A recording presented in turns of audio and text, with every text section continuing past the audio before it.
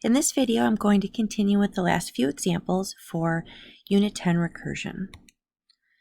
All right, in this example, what I want you to notice is that we are going to be working with the substring method of the string class.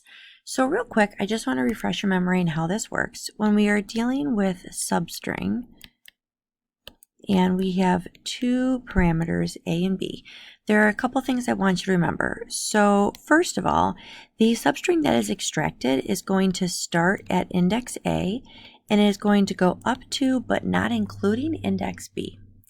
You can also think of the length of the substring that is extracted is going to be equal to B minus A. So if we look at the scenario that we see here, the length of this string is going to be P plus 1 minus P, or 1 character long. So the substring that we are going to be printing is going to have a substring of length 1. I also want you to notice that each time we are calling this method, we are sending in the entire string. So the string itself is not changing. All that is changing is the value of P that we are sending into our method. Lastly, what I want you to notice is that in this method we see here, we are printing before we are recursively calling. And the order in which this works makes a difference because sometimes we will see that we recursively call before we print, and in that case all of those calls will stack up, and that is like what we saw on the previous example that we did in the first video. Okay, so what we're going to do here is I'm tracing this code. What I'm going to do is I'm going to write it as B, and then instead of writing the entire string summertime each time, I'm just going to write the string S, and then I will put in the number for the value of P. So the first time that we go ahead and trace through this code, we are going to call the method BBB. We are going to pass in the string summertime, and we are going to have a value of 7. Now to help us out here, I am going to go ahead and I am going to number the different indices here. So this is 0, 1, 2, 3, 4, 5. Oh geez. You know what? Let me go ahead and rewrite this so that I can see it a little bit bigger. So I have summer. I'm going to put this line to represent the space, and then time.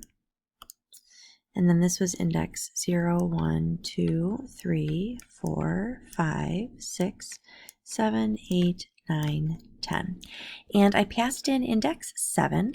And so what that means is that I am going to be printing out the substring starting at index 7 from basically at position 7, because I'm going to be printing a substring that has a length of just 1, which is essentially the 7th character.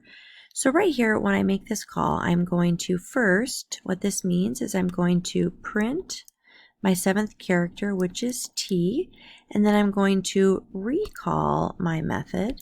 And when I recall my method, I'm going to call BBB with the same string, but now I pass in a number that is smaller. I pass in the 6, and I start the process again. So if I were to list, let's just say I'll put it down here on the bottom. I have first printed the value of T. And then now I do the same thing again. I check my base case. My base case is P greater than or equal to 0? Yes, it is. So then I print the character that is at position 6, and that would be my space. So I'm going to print my space, and then I'm going to recall BBB, same string of index 5. Is 5 greater than or equal to 0? Yes, it is. So I'm going to print the value at position 5.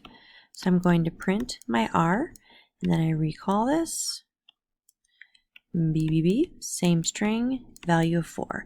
And essentially what we can see is that this process is going to continue, and as it continues, each time I'm going to be printing all of these values.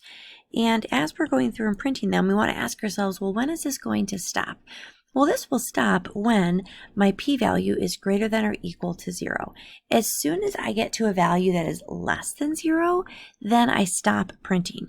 So essentially what that means is that I'm going to continue this as long as I'm printing characters left in my string, so all the way up until the 0th character.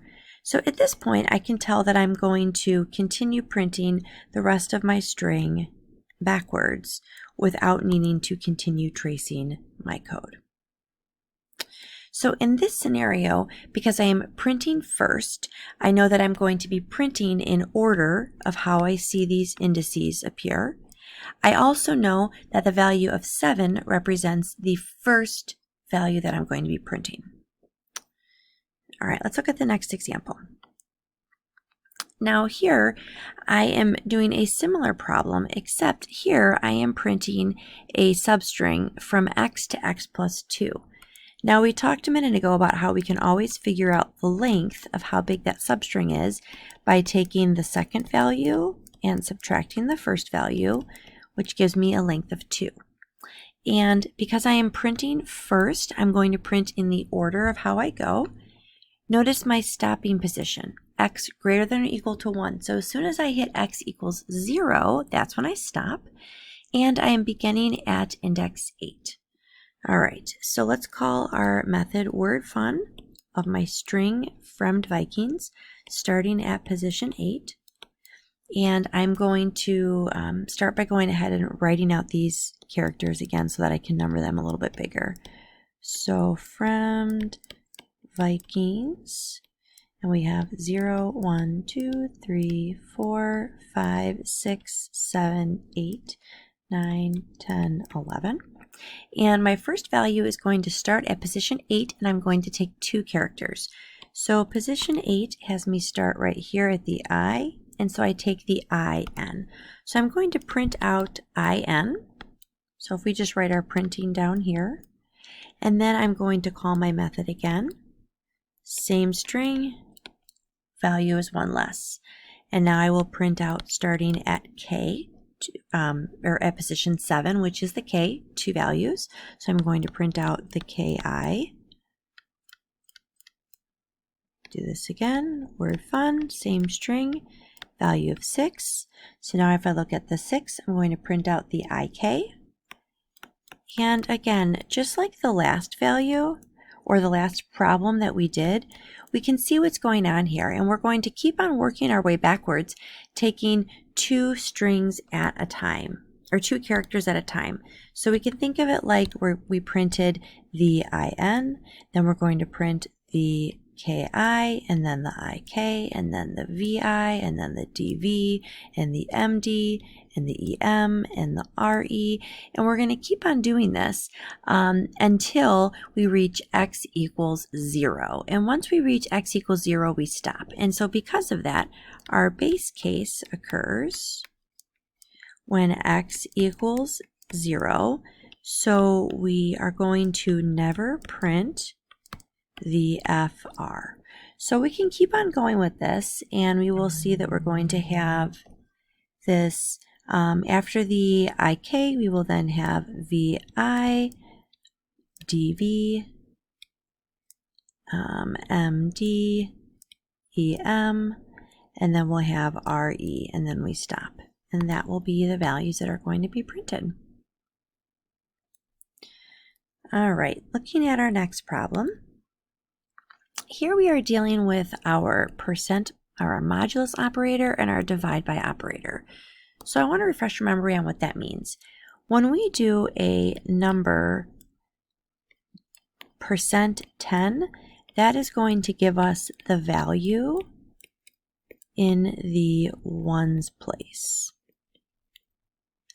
When we do a number divided by 10, that is going to remove the ones digit entirely. Okay, so let's take a look at how that plays out in this next problem. So we start by saying we want to call this method AAA of 5, 3, 7, 8. And we say is num greater than 0. Yep, it sure is. Okay, so because it's greater than 0, we are going to print out num %10. So when I take this value, since all of these other digits, the tens, the hundreds, and the thousands, all of those are divisible by 10. When we do it %10, that's just going to give us this ones place. So that's going to print out an 8. So right now I've printed an 8. And then I'm going to recall my function, but I'm going to do it with num divided by 10. So when I divide by 10, I strip away that runs digit. So I recall the function as 5, 3, 7. and then I check, is it greater than 0? Yes, it is. So I print out the ones place. So I'm going to print out the 7, and then I recall the method by dividing by 10, which means I get rid of the ones place. Now I go ahead and I print out my ones place. So I print out a 3, and I recall my method by removing the ones place. Now I check, is it greater than 0? Yes, it is. So I'm going to print out my ones place, and I'm going to remove the ones place. So at this point, 5 divided by 10, we know that's going to equal 0. So I recall my method with 0. Is num greater than 0? No, it is not. Okay, so at this point, I have reached my base case. And because I have reached my base case, then that means that I am done. And it looks like my little recording window slid over. Hold on a sec. Okay, so at this point we have reached our base case. We are all done, and our value that is going to be displayed is 8735. Notice that this method right here is a void method. So because it's a void method, we don't have to worry about returning back. Nothing ends up happening there. That doesn't occur because this method returns nothing. It just keeps recalling itself until it's all done. All right. Our last method that we see here is another one with this percent division operator. Now, what's different about this one is that we have string concatenation. So when I see this empty string plus, that basically says I'm going to return the values concatenated together. So not mathematically added, but string concatenated. So here I go ahead and I call my method y43. My base case is x divided by 3 less than or equal to 0. So really, the only way this is going to happen is when x is smaller than 3. And it's not. So I get hit to my else, and I'm going to return my empty string plus this x% 3.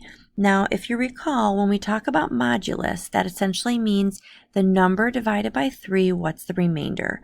So if I were to do 42 divided by 3, we want to ask ourselves, well, how many times does 42 go into 3? And it goes into 3 14 times, and there is a remainder of 1 left over. So this is going to equal 1 plus, and then now I call my method again. Now when I divide it by 3, the remainder gets ignored. So then this just equals y of 14. And then now I call it again. Is 14 divided by 3 less than or equal to 0? No, it's not. Again, this is only going to occur when x is smaller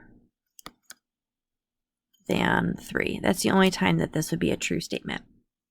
So I call this again and I ask myself, okay, 42 divided by 3.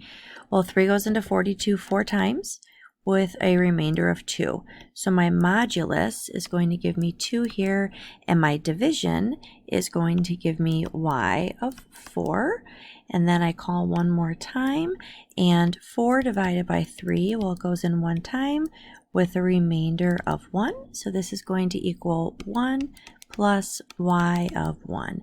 And at this point, 1 divided by 3, I have finally reached my base case. So since I've reached my base case, I'm going to return just 1% 3, which is just going to be 1. Now this is where things get a little tricky, because here, when I put everything back together again, I am concatenating. So I am now going to take all these values, 1 concatenated with 2, concatenated with 1, concatenated with 1, which gives me 1, 2, 1, 1 for my final answer. And that's because we are doing string concatenation, not addition. All right, we saw a whole bunch of tough examples of recursion in these last 8 or 9 example problems. Hopefully this was good to give you a great taste of recursion.